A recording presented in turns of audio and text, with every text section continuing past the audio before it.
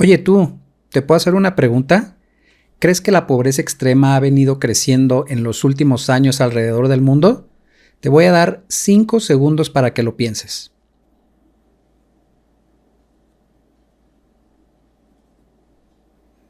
¿Respondiste que sí? Déjame decirte que tienes una visión del mundo muy equivocada y eres parte de ese 95% que ha creído lo que las noticias falsamente nos dicen. ¿No me crees? Quédate y te explico por qué.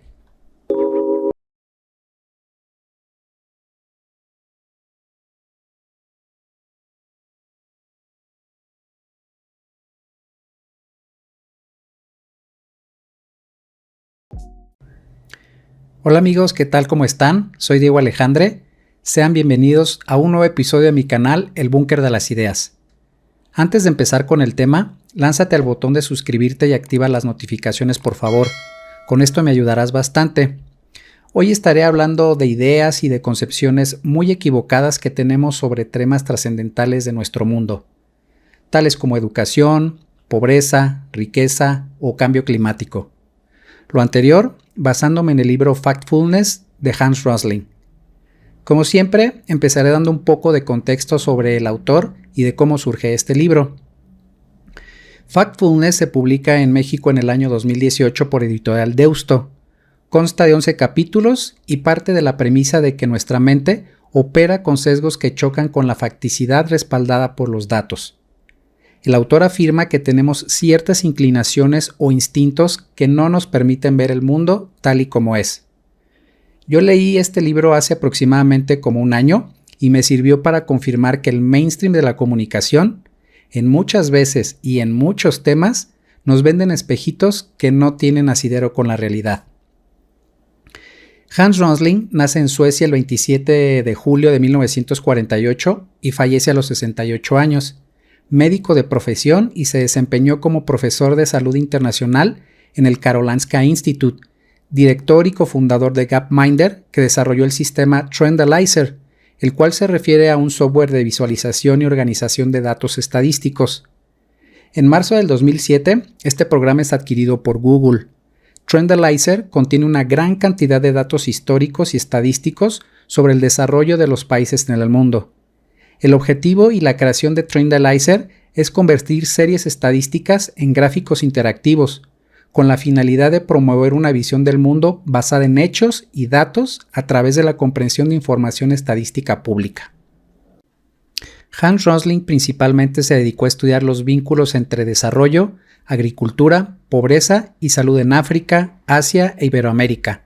Fue consejero de la OMS y de la UNICEF y de otras agencias de ayuda humanitaria. En el 93 fue uno de los iniciadores de Médicos Sin Fronteras en Suecia. El autor afirma que el objetivo principal de haber escrito este libro es la de combatir la devastadora ignorancia mediante una visión del mundo basada en datos reales. La idea era medir la ignorancia de manera sistemática y desarrollar una serie de cuestionarios para ver qué tanto estamos bien o mal informados acerca sobre temas cruciales de nuestro mundo. Y es así como surge este libro. La conciencia plena de la realidad de los hechos. El libro comienza poniéndonos a prueba con 13 cuestionamientos de nuestro entorno, referentes a la pobreza, educación, esperanza de vida, medio ambiente, etc. Y cada una de las preguntas tiene 3 respuestas posibles, es decir, de opción múltiple. Dicho cuestionario fue aplicado en 14 países diferentes con alrededor de 12,000 participantes por medio de Ipsos Mori y Novus. El cuestionario fue aplicado por Internet con universos ponderados representativos en poblaciones adultas, como estudiantes universitarios, profesores, científicos, banqueros, ejecutivas de empresas, activistas y políticos. Es decir, se trata de personas con un importante grado de formación interesadas por lo que sucede en el mundo. Sin embargo, la mayoría de ellas, una asombrosa mayoría de ellas, respondieron incorrectamente a casi la totalidad de las preguntas, con un promedio de 2 aciertos de 13. Para sorpresa de Rosling, se da cuenta de lo perdidos y desconectados que estamos en la realidad, hasta el punto de afirmar que este mismo test, si se aplicara a un chimpancé y este contestara aleatoriamente, tendría mejores resultados que nosotros. El descubrimiento de esta alarmante ignorancia Debía tener una explicación, dice Rosling, y se tomó el tiempo para reflexionar en torno a este tema y llegó a una primera conclusión. Era porque tenemos la información obsoleta y nada actualizada. Le preocupaba que la gente que está en puestos de toma de decisiones tuviera esta concepción del mundo tan equivocada. Por tanto, ¿cómo iban a tomar decisiones los directores o políticos para resolver problemas globales si actúan basándose en una data errónea? Por ejemplo, el diseño de políticas públicas, el input principal debe ser la calidad de los datos. ¿Cómo van entonces nuestros políticos a tomar decisiones sensatas si su visión está patas para arriba? ¿Y cómo iban a saber las personas qué aspectos de su vida deberían de ser motivo de inquietud y preocupación? De modo que para erradicar la ignorancia, o al menos esa fue la primera conclusión del autor, tenía que actualizar los conocimientos de la gente y para ello tenía que desarrollar mejores materiales didácticos que presentaran los datos de manera más clara. Fue así como se dedicó a recorrer el mundo con sus datos bien chulos, bien clasificados y organizados, pero sobre todo muy claros y entendibles. Asistió a reuniones con muchas empresas multinacionales, así como bancos de fondos de cobertura en el ámbito mundial y al mismísimo Departamento de Estado de Estados Unidos. Pero gradualmente y poco a poco se fue dando cuenta de que había algo más que ignorancia y falta de actualización, que no podía solucionarse solamente aportando simplemente animaciones de datos más claras y mejores instrumentos didácticos, porque como que notó que a pesar incluso de que las personas halagaban sus ponencias, en realidad no lo estaban escuchando, y puede que sinceramente en ese momento se sintieran inspirados, pero después permanecían estancadas en su antigua y negativa concepción del mundo. Y es así como llegó a una segunda conclusión. Tendemos a interpretar el mundo con excesivo dramatismo. Tómate un momento y piensa en el mundo. Guerra, violencia, desastres naturales, corrupción, etc. Las cosas van mal y cada vez peor, ¿verdad? Los ricos se hacen más ricos y los pobres más pobres, y el número de pobres no hace más que aumentar cada día, y dentro de poco nos quedaremos sin recursos naturales a menos que hagamos algo súper drástico. Esa es la imagen que la mayoría de los occidentales recibimos de los medios de comunicación, y es lo que guardamos en nuestra cabeza, y a lo que el autor lo denomina concepción excesivamente dramática del mundo, y es muy engañosa. Esta concepción engañosa y dramática es la que hace que las personas que contestan el test elijan las respuestas más dramáticas y negativas, y por ende terminan por equivocarse rotundamente. En automático asociamos o nos remitimos a esa información que vemos en los medios de comunicación hegemónicos y que juegan un papel en el tablero de la política. Y esta visión es casi siempre negativa y amarillista, con la finalidad de impulsar agendas y de mantener niveles de rating para permanecer en el negocio de la información de masas. Vivimos, pues, en la era de las fake news y la posverdad. Aún teniendo los datos enfrente de nosotros, actualizados y de calidad, tendemos a interpretarlos de manera pesimista, y esta visión es excesivamente difícil de cambiar en las personas, porque tiene que ver justamente de cómo funciona nuestro cerebro. Bueno, y a todo esto la gran pregunta, ¿por qué malinterpretamos la realidad sistemáticamente? Una explicación es porque el cerebro humano es producto de millones de años de evolución y estamos programados con instintos que ayudaron a nuestros antepasados a sobrevivir, en pequeños grupos de cazadores y de recolectores. Nuestro cerebro saca a menudo conclusiones rápidas y sin pensar demasiado, lo cual nos ayuda a evitar peligros inminentes. Nos interesan los chismes y los relatos dramáticos, porque eran en realidad, en su día, la única fuente de noticias e información útil. Anhelamos el azúcar y la grasa porque eran fuentes de energía que podían salvarnos la vida cuando la comida escaseaba. Mantenemos muchos instintos que eran útiles hace miles de años, pero actualmente vivimos en un mundo muy diferente. Nuestro deseo de azúcar y grasa hace que la obesidad sea uno de los mayores problemas de salud del mundo, y tenemos que educarnos a nosotros mismos que hay que mantenernos alejados de los dulces y en general de la comida chatarra. Así, del mismo modo, nuestros rápidos cerebros y nuestros deseos de dramatismo deben de ser controlados. ya que nuestros instintos seguramente nos llevarán a una visión del mundo poco real y a caer en falacias de apresuración. El Factfulness refiere a los datos como terapia, a la tranquilidad que nos proporcionan al saber que el mundo no es tan malo ni dramático como parece.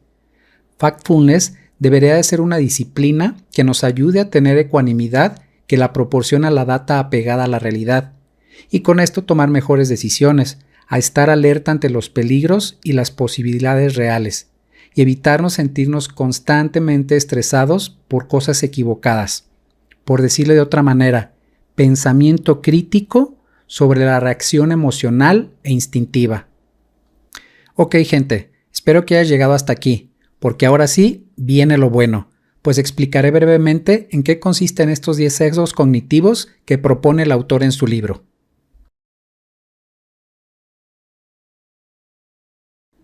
En este punto vamos a partir de la idea absolutamente equivocada de que el mundo está dividido en dos. Con esto me refiero a la irresistible tentación que sentimos de dividir todo tipo de cosas en dos grupos diferenciados y en ocasiones contradictorios, con una separación imaginaria y un enorme abismo de injusticia en medio de ambos. Ricos y pobres, malos y buenos, zurdos y fachos, blancos y negros, privilegiado y oprimido y un largo etcétera. Hoy en día vivimos en una sociedad sumamente tribal y que trata de simplificar las cosas a niveles francamente absurdos. No nos gusta contrastar ni matizar, y mucho menos profundizar. Le tenemos alergia a las complejidades y preferimos consumir pensamientos y opiniones digeridas y simples. Tenemos líderes en todo el mundo que se aprovechan de este instinto de separación y basan su retórica en esta herramienta eficaz porque cala en la mente de la mayoría de las personas. Rosling, por ejemplo, explica que utilizar binomios como países ricos y pobres es impreciso, pues ya no existen como grupo diferenciado. El 75% de las personas vive en países con ingresos medios, es decir, ni pobres ni ricos, sino en algún punto intermedio. Claro que en un extremo de la escala sigue habiendo países que viven en la extrema pobreza, y en el otro se encuentra el mundo rico, como Norteamérica, Europa y países como Japón, Corea del Sur, Singapur, y sin embargo, la inmensa mayoría se encuentra en un punto intermedio. Únicamente el 9% de la población mundial vive en países pobres, y algunos son realmente malos, pero no están por debajo ni al mismo nivel que Afganistán, Somalia o la República Centroafricana, los peores lugares para vivir en este planeta. Resumiendo, los países pobres están mucho más desarrollados y en ellos vive muchísima gente menos de la que creemos. La idea de un mundo dividido como una mayoría atrapada en la miseria y la privación es una ilusión, una idea preconcebida, absolutamente errónea, es un error, y esto se encuentra respaldado por datos del Banco Mundial y las Naciones Unidas. Esos datos no son objeto de debate y mucho menos de controversia. Hoy en día ya no resulta adecuado dividir el mundo en dos formas tan simples, ya que escapan a la complejidad de los análisis que nos aportan los datos relevantes y objetivos. Sin embargo, afirma el autor, tenemos que hacer algún tipo de separación para entender la sociedad moderna, y no podemos abandonar así como así las viejas etiquetas y no sustituirlas por nada. ¿Qué se debe de hacer entonces? Uno de los motivos por los cuales las etiquetas son tan populares es precisamente porque son muy sencillas, pero están equivocadas, de tal modo que el autor propone sustituirlas en una división igualmente sencilla, pero más relevante y útil. En lugar de dividir el mundo en dos grupos, lo divide en 4 niveles de ingresos, de tal manera que sea descriptivamente más precisa esta división, lo que nos permite comprender mejor nuestro mundo, tal como se muestra en las imágenes. Si en este momento me estás viendo desde un celular o una computadora, seguramente estás ubicado en el nivel 4. Tienes agua potable, luz, gas, transporte y 3 comidas al día.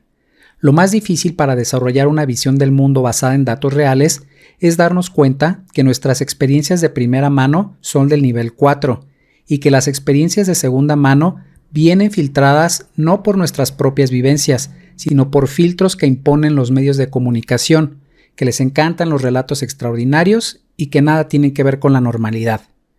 Hace 200 años, el 85% de la población mundial se encontraba todavía en el nivel 1, viviendo en la pobreza extrema. Ahora la inmensa mayoría de nosotros se reparte en la zona intermedia, es decir, entre los niveles 2 y 3, con las mismas condiciones de vida que la gente de Europa Occidental y Norteamérica en la década de 1950.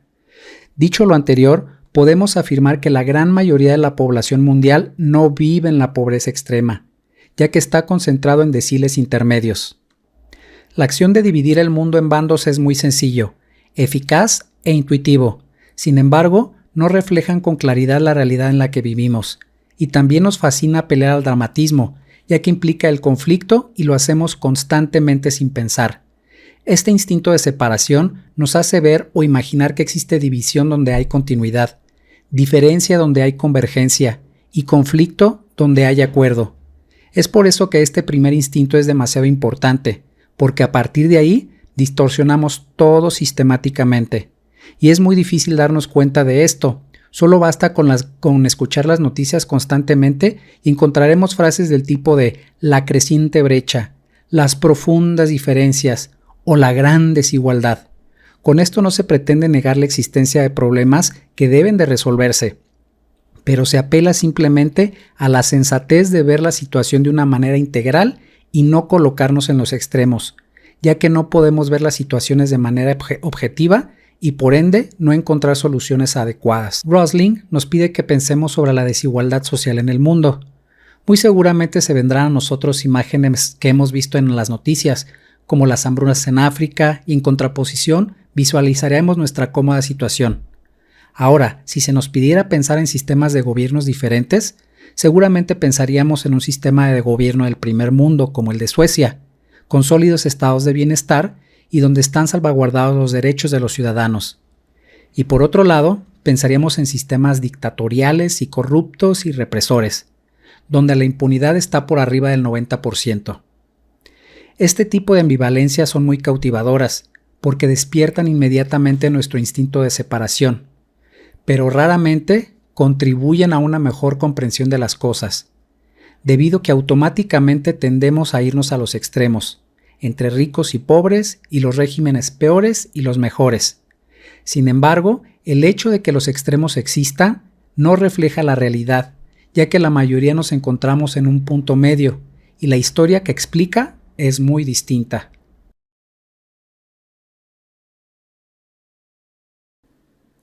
Este segundo capítulo habla sobre la negatividad, la tendencia de ver siempre lo malo sobre lo bueno.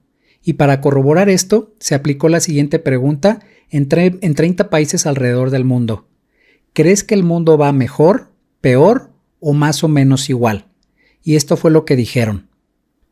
Como podemos observar en los datos que arroja la gráfica, la gran mayoría contestó que la cosa va de mal en peor. De hecho, es muy fácil ser consciente de todas las cosas malas y mucho más difícil ser consciente de todas las cosas buenas, ya que de estas últimas casi no se habla.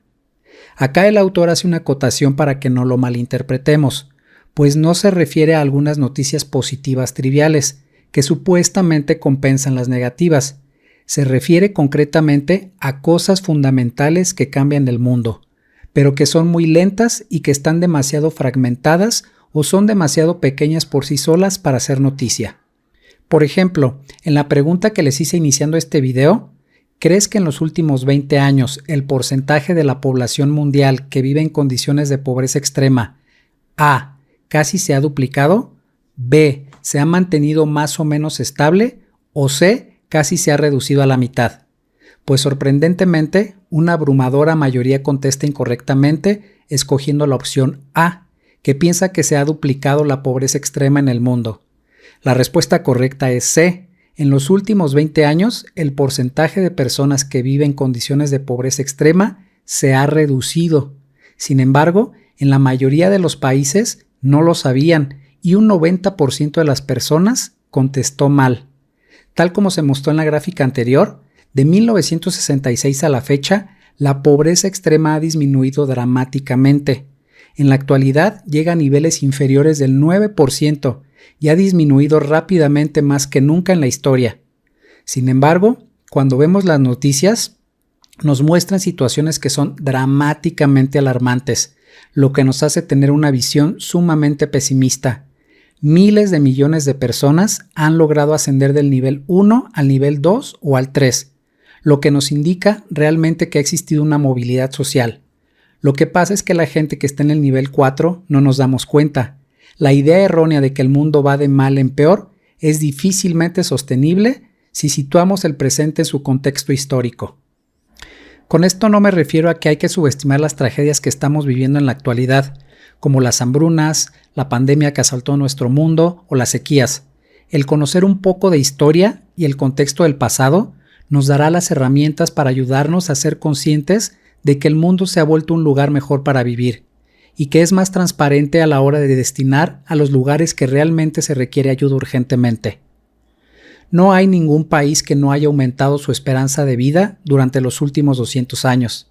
Incluso Afganistán, que es uno de los peores países para vivir, más del 60% de los niños de 1 año se les ha administrado múltiples vacunas, lo que ha permitido subir las tasas de esperanza de vida. Por ejemplo, la esperanza de vida de nuestro país en el 2020 era de 75.8 años. China, Japón, actualmente encabezan la lista con esperanzas de vida más elevadas, con aproximadamente 85 años. En este punto del libro, Rosling nos vuelve a cuestionar: ¿aún sigues convencido de que el mundo está empeorando? De ser afirmativa tu respuesta, el autor nos dice: ok, te voy a poner 32 datos estadísticos más divididos en 2 partes. 16 cosas malas que están disminuyendo versus 16 cosas buenas que van en aumento. En este punto te voy a pedir por favor que cuando termines el video regreses aquí para revisar gráfica por gráfica, dado que si nos ponemos a explicar cada una de ellas, este video será interminable. El objetivo de obtener más ingresos no es acumular más dinero. El objetivo de una vida más larga no es solamente tener más tiempo. El objetivo realmente importante es tener la libertad de hacer lo que anhelamos. Por último, el instinto de la negatividad se debe a 3 cosas: tener el recuerdo equivocado del pasado, la información selectiva que consumimos por parte de los medios de comunicación y de que como las cosas van mal, es cruel decir que están mejorando. La mayor parte de las veces apelamos más al sentimiento que a la razón. Es decir, primero sentimos y luego razonamos. Aunque con todos los datos y evidencias, es incómodo admitir que el mundo va mejorando, porque es como si nos dijeran que todo va bien y que debemos de ignorar lo que va mal. Y eso es absurdo, de eso no se trata. De acuerdo, no todo va bien. Hay muchas cosas que hay que mejorar y que son preocupantes. No seamos optimistas, seamos posibilistas, es decir, alguien que ni tiene esperanzas infundadas ni miedos infundados.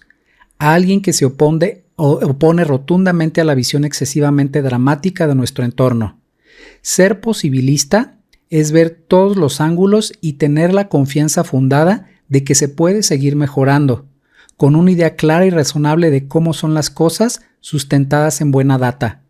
Cuando se cree que nada va mejorando, es tener una idea bastante distorsionada y que lo que hemos hecho como humanidad no ha funcionado, y caemos en radicalismos ignorantes e inútiles.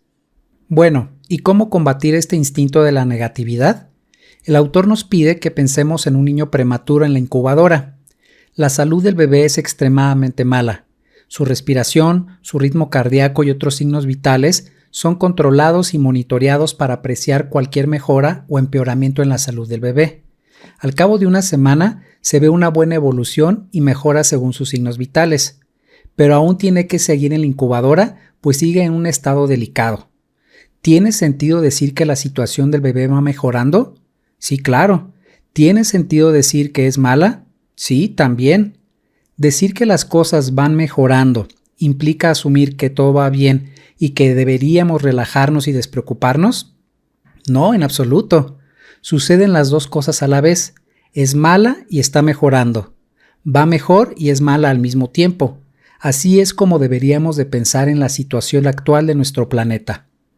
Cuando escuchemos cosas terribles en los medios, lo mejor es tranquilizarnos y pensar con la cabeza fría. Si hubiera habido una mejora igual de importante, ¿lo hubieran publicado con la misma vehemencia de lo negativo?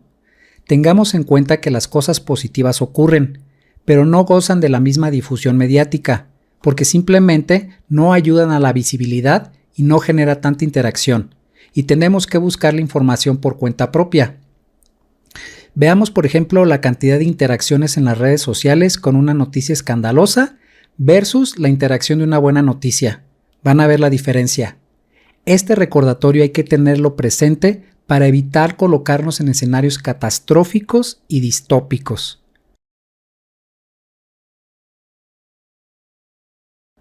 Hoy en día la idea de que la población mundial no hace más que aumentar es una creencia casi generalizada y la palabra sostenibilidad es casi como un mantra y factor imprescindible en la ecuación del cálculo de la población humana.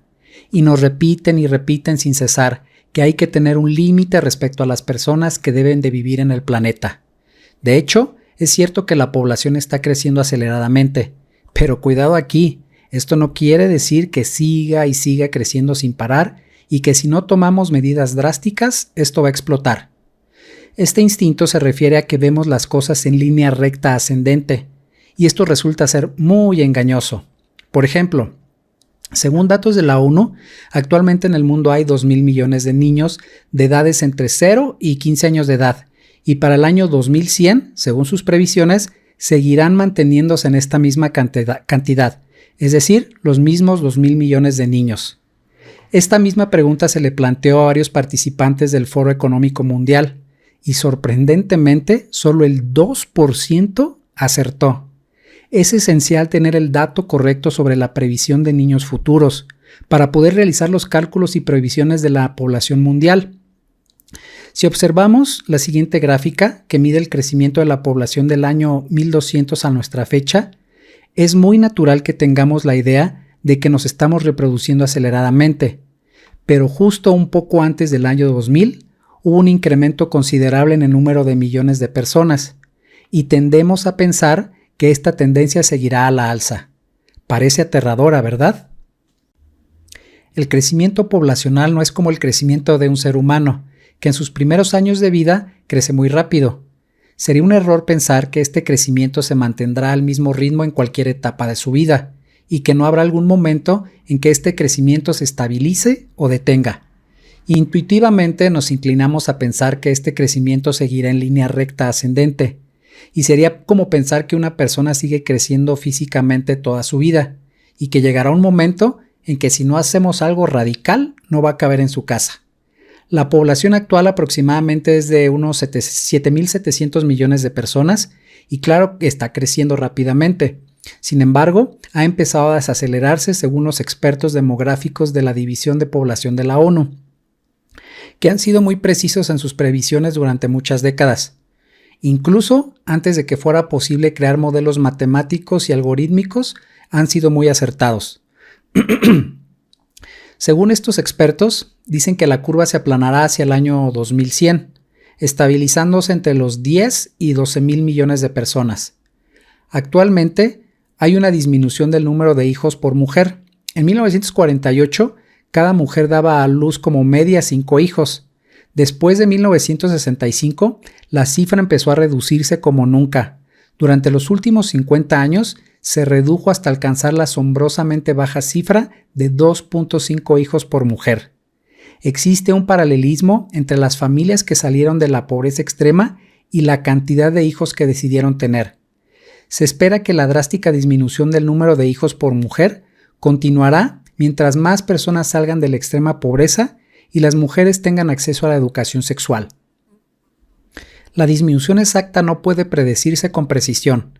Esto dependerá de lo rápidamente que continúan reproduciéndose esos cambios, pero en cualquier caso, la cifra anual de nacimientos en el mundo ya ha dejado de aumentar, lo que significa que el periodo de rápido crecimiento de la población pronto llegará a su fin. Hay muchos tipos de líneas que sirven para representar o graficar más certeramente nuestra realidad. Por ejemplo, las líneas en forma de S o de forma de tobogán, en forma de montículo, etc. El autor nos pide que evitemos caer en la tentación de ver todo en líneas rectas ascendentes. Factfulness es reconocer que no todo se trata de líneas. Pueden ser muy engañosas. De hecho, las líneas ascendentes son muy poco habituales.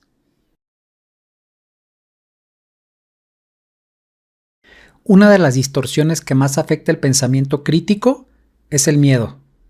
Cuando una mente está ocupada por el miedo, no hay espacio para los hechos. Imaginemos que tenemos un filtro de atención entre nuestro cerebro y el mundo exterior, y que sin este filtro nos veríamos sobrecargados de muchísima información, hasta el punto de llegar a la parálisis. Ahora imaginemos que ese filtro está defectuoso porque tiene 10 hoyos grandes, entre ellos el instinto de la separación, el instinto de la negatividad y, como hemos visto recientemente, el instinto de la línea recta. La mayor parte de la información no atraviesa ese filtro, pero la información que deja pasar es sumamente llamativa. Sin embargo, es también muy dramática.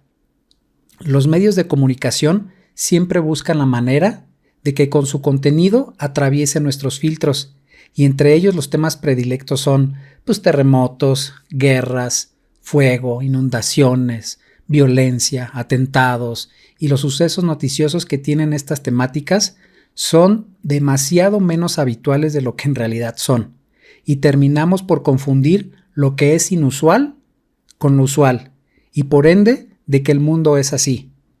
De todos nuestros instintos dramáticos, parece que el del miedo es el más poderoso y el que más influye en la información seleccionada por los medios de masas y que son al final los que consumimos. Cuando a la gente se le pregunta qué es lo que más le da miedo, lo que comúnmente contestan es miedo a las serpientes, a las arañas, a las alturas, a quedarse atrapado en algún espacio reducido, y en segundo término cosas como hablar en público, las agujas, los aviones, los perros, las multitudes, la sangre, ahogarse, a la oscuridad o miedo a los extraños. Muchos de estos miedos tienen una raíz evolutiva que nos ayudaron a sobrevivir en tiempos difíciles, como por ejemplo el miedo al daño físico o al cautiverio. La estrategia de los medios de comunicación es justamente apelar a esos miedos, pues saben que es una manera fácil de captar nuestra atención. Si ponemos un poco de cuidado en las noticias que consumimos, nos vamos a dar cuenta que están estimulando algún tipo de miedo. La paradoja es que nos han pintado que el mundo es muy peligroso, y si lo comparamos como era antes, nunca ha sido menos violento y más seguro. Si nos fijamos en la lógica de los titulares de las noticias, en su gran mayoría son movidos por el miedo, que distorsionan sistemáticamente nuestra visión del mundo.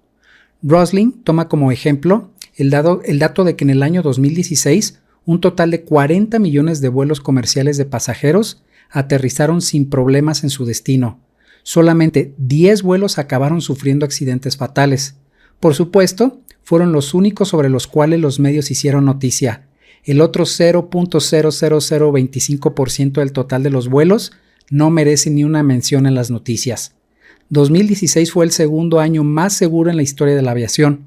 Eso no merece ser un hecho noticioso, debido a que no apela al dramatismo y mucho menos a nuestra atención. Pero esperen, el miedo también tiene una cara positiva que puede hacer que muchas personas colaboren para lograr mayores avances. Por ejemplo, siguiendo con el tema de la aviación, llevar a cabo investigaciones concienzudas sobre por qué se han estrellado los aviones y de esta manera poder evitar o resolver problemas y con esto salvar vidas. De la misma forma, este instinto es tan fuerte que también puede quitar de la vista 40 millones de aviones que no se estrellan cada año. A pesar de la invasión de Rusia en Ucrania y otros conflictos que se han dado en las últimas décadas, vivimos en la época de paz más larga de las superpotencias de la historia de la humanidad. Hoy en día, las muertes provocadas por guerras se sitúan en niveles mínimos históricos. Esto parecería realmente contraintuitivo, pues siguiendo la avalancha de eventos noticiosos negativos, es inconcebible de creer esto. Aquí quiero ser bien enfático y aclarar que no se pretende minimizar ni subestimar la importancia de poner fin a estos conflictos actuales, y por ende las pérdidas humanas por estos conflictos. Es súper importante tener en mente y recordar que las cosas pueden ir mal y estar mejorando. Pueden ser mejores que antes, pero ser todavía malas. En nuestro mundo, el común denominador era la barbarie, y en gran medida hoy ya no lo es. En las últimas décadas, la tendencia general es la disminución de la violencia, como puede apreciarse en este gráfico, y esto posibilita muchos avances. El hecho de entrar en un conflicto bélico mundial es detener el progreso en muchas otras áreas. La paz está sostenida con agujas y es muy importante cuidar esta frágil situación, porque de un momento a otro las cosas pueden cambiar abruptamente. Si alguien ha entendido perfectamente el poder que tiene el miedo sobre el ser humano, son los... no puedo utilizar esta palabra porque luego YouTube me baja el video, pero empieza con ter y termina con istas. Ya saben a lo que me refiero, ¿no? Y en lo sucesivo usaré el calificativo de los profesionales del mello. Y ellos recurren a todo tipo de miedos primitivos, como el daño físico, a estar atrapados, o a estar envenenados, o a ser contaminados. Los profesionales del mello sí que son una de las tendencias que ha ido empeorando, pues fueron responsables del 0.05% de todas las muertes en el mundo en el año 2016. ¿Deberíamos entonces tenerles un miedo fundamentado? Pues depende de dónde vivas. La mayor parte de los atentados se registraron en Irak, Afganistán, Nigeria, Pakistán y Siria. Entre 2007 y 2017, los profesionales del mello acabaron con la vida de 159,000 humanos alrededor del mundo, 3 veces más que el número de personas que murieron durante los últimos 10 años anteriores. No cabe duda que cuando una cifra se duplica o se triplica, tenemos que tener especial atención para ver qué está pasando. En los Estados Unidos, 3,172 personas fallecieron a consecuencia de los amantes del mello durante los últimos 20 años. Durante esos mismos años, el alcohol contribuyó a la muerte de 1.4 millones de personas en el mismo país y en el mismo periodo, es decir, una media de 69,000 personas al año. El instinto del miedo es una muy mala guía para entender el mundo, debido a que hace que prestemos más atención a peligros improbables que nos asustan y que pasemos por alto lo que es más arriesgado en realidad. De vital importancia es entender la diferencia entre aterrador y peligroso, pues son cosas muy distintas. Algo aterrador plantea un riesgo percibido, algo peligroso plantea un riesgo real. Prestar demasiada atención a lo aterrador en lugar de lo peligroso es un gasto de energía innecesario en la dirección equivocada. Factfulness es reconocer cuando las cosas aterradoras captan nuestra atención y recordar que esas cosas no son necesariamente las más peligrosas.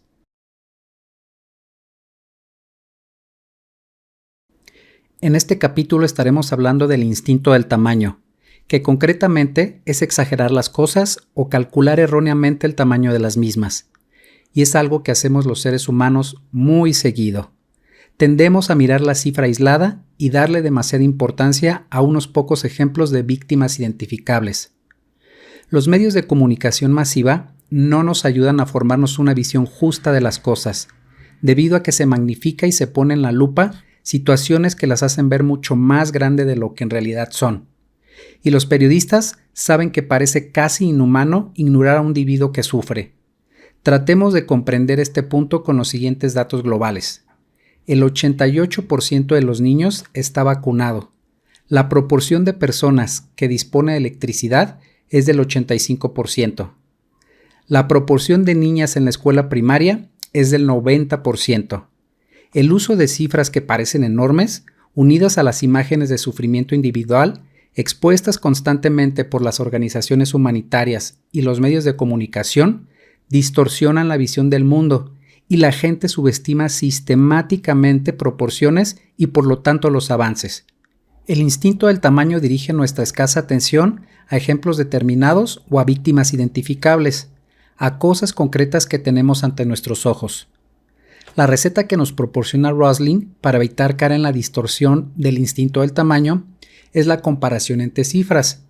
Lo más importante que puedes hacer para evitar juzgar erróneamente la importancia de algo es evitar las cifras aisladas. Nunca, pero nunca hay que agarrar una cifra sola. Nunca hay que creer que una cifra aislada puede ser significativa por sí misma. Si te presentan una cifra, hay que pedir siempre como mínimo otra más, algo con lo cual tener un parámetro para la comparación. En el año 2016, según datos de la UNICEF, murieron 4.2 millones antes de cumplir un año de edad, a consecuencia de enfermedades evitables. Por supuesto que es un tema delicado y que tiene una carga emotiva muy fuerte. ¿Quién sería capaz de imaginar 4.2 de millones de bebés muertos y más porque perecieron a causa de una enfermedad evitable?